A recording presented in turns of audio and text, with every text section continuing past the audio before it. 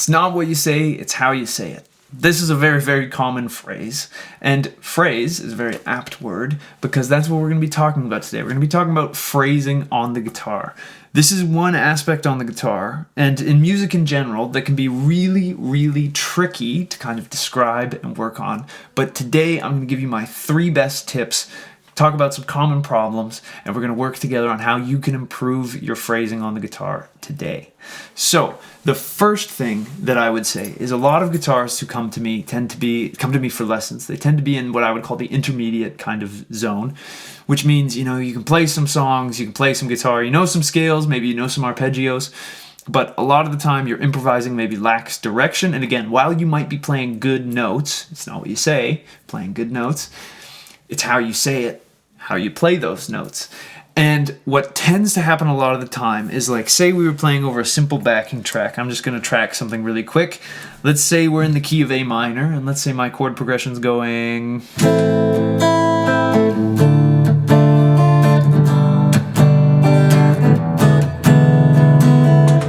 that's A minor, D minor, G, and then E7. So this all fits in the key of A minor, generally.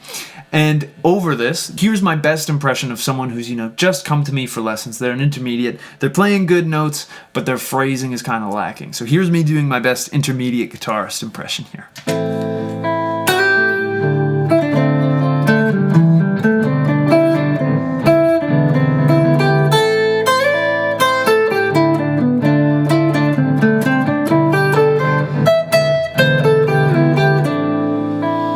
So, again, nothing that I played was wrong. I only played good notes. I was hanging out an A minor pentatonic, which fits over that entire chord progression. But the thing that was missing to me, and tip number 1, is get comfortable with space. I think a lot of guitarists, when they start improvising, are terrified of space. They feel like they need to just keep giving you ideas.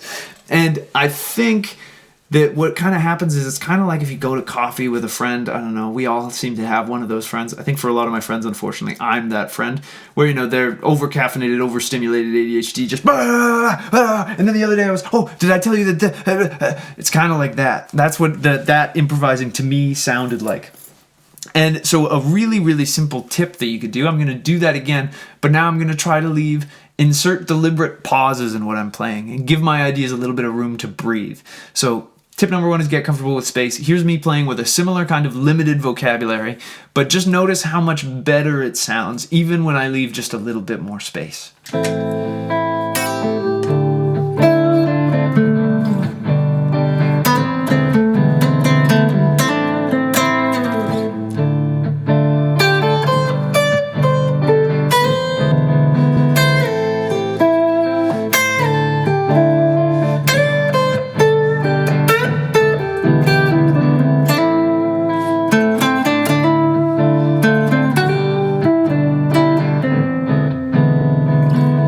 So that was an example of me leaving a little bit more space, letting the music breathe a little bit more. And again, by taking these little pauses, you're helping kind of give the listener of the music the ability to absorb and digest what you're doing, rather than just, bam, bam, bam, here's an idea, here's another one, have some more.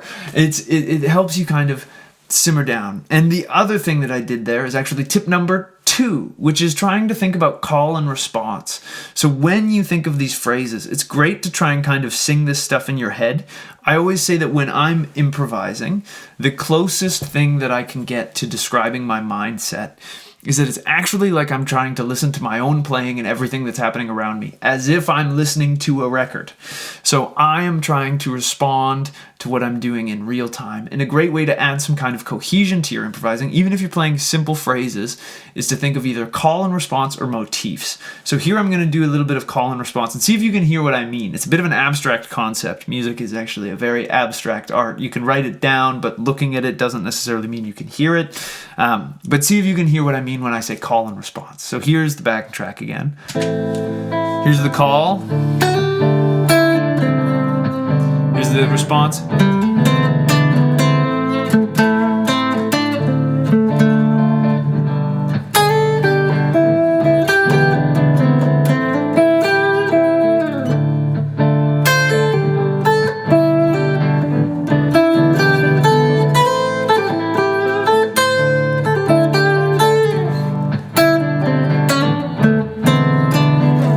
it's kind of this way of thinking where you're kind of answering your ideas. Now, another thing that I did there was I started using motifs. And what a motif is it's kind of a repeated musical idea. And a repeated musical idea, the classic example that almost everyone likes to use, and I am going to use because it's a perfect example of this, is Beethoven's Fifth Symphony. Now, you might be thinking, Matt, I don't listen to classical music. It is not the 1800s, but let me assure you, you have heard this piece of music before. It's the one that goes dun dun dun dun, dun dun dun dun, da da da da da da da da da da. It's one of the most celebrated pieces of music of all time. And one of the reasons that it's so engaging and fun to listen to is that Beethoven is staying on topic musically, and he's developing this idea. And we can do the same thing when we improvise. So here I'm going to try and play another round or two over this loop, and I'm going to try to actually get some motifs happening and see if you can hear them while I do it.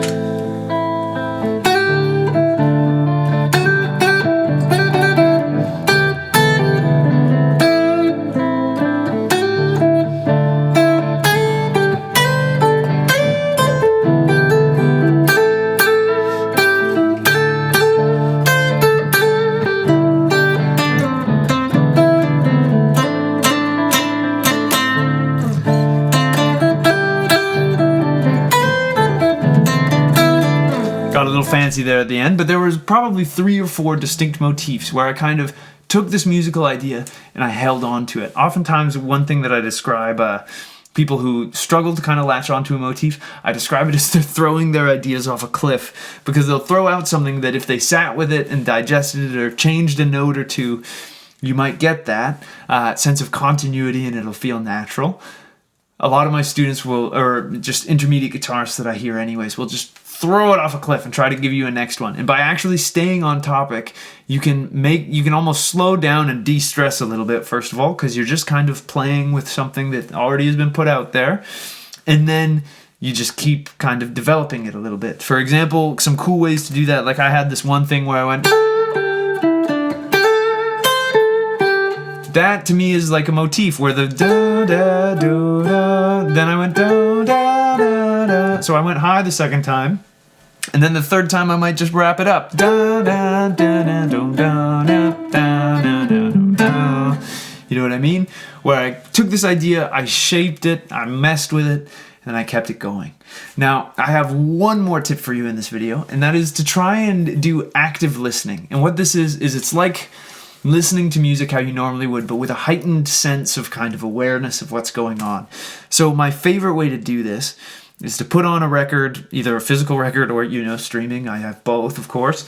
And when you listen to it, only listen to the music. And one great thing to do is the guitar or the voice, whatever the main melody is try to sing along with it in your head. Again, it'll be delayed a little bit, but try to see if you can pick up on the phrasing. Learn from the music that you love and the guitarists that you want to sound like, and see if you could sing. Like, you could even go on YouTube, whatever, watch 10 seconds of a video, see if you can sing it back. That'll help train the kind of voice inside your head to hear what it is about the music that you really, really love and what it is that you're trying to get on your guitar.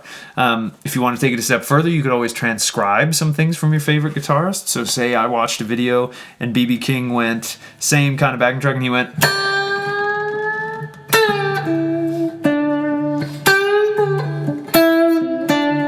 something like that. Then see if you can figure that out and find it on the guitar. And then again, not only have you used your ear to figure out this idea, so it'll be imprinted in you way, way better, but it'll also help you just kind of think more deeply about the music that you love and want to be playing. Like, it's a fantastic way to kind of absorb a bunch of this information, get it into your head, get it into your ears, and all of that good stuff. So I hope you enjoyed this video. If you did, I'd really appreciate it if you could like and subscribe. It really helps me out more than you could know. If you want to take a guitar lesson with me, I'd love to work with you on whatever's troubling you on the guitar. There's a link to get in touch with me down in the description. And again, I'd just love to meet you and help you out. If you're looking to support me in the free educational content that I put out here, you can consider subscribing to my Patreon, which is also linked down below. All of my patrons enjoy early access to videos, as well as cool behind-the-scenes sneak peeks at stuff that I'm working on that I don't share anywhere else. It's also a little bit of a way to get a more direct line of communication with me, so I'd love to see you over there. Another great way to support what I'm doing is to purchase either my ebook or one of my video courses, which are also linked for sale down in the description. It's a great way to get some more in-depth content than I can post in a 10 to 15 minute YouTube video. And last but not least, I have new videos coming out every single week, so I hope I'll see you in the next one. And until I do, I'll wish you a wonderful day, and I hope you have some fun playing the guitar. Thanks for being here.